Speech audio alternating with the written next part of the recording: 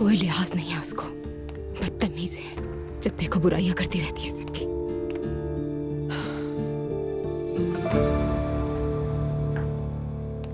दुआ, अजलान बहुत गुस्से में हूं मैं।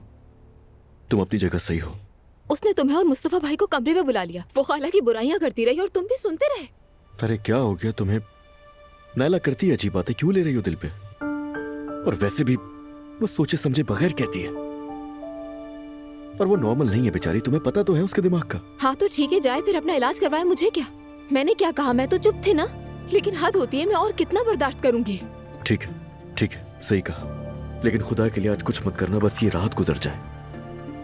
बाबा का कुछ नहीं पता, अम्मी कितनी परेशान है, मुझे ये समझ नहीं आ रहा उन्हें कैसे पुरसुकून करूं मैं। काश कि अम्मी के सामने इस तरह की कोई बात ना हो। मुझे समझने की कोशिश करो प्लीज, खामोश रहना।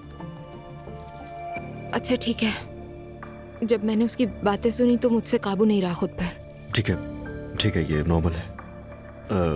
ये सब खत्म होते ही बात करूंगा मैं उससे, तुम बेफिक्र हो जाओ।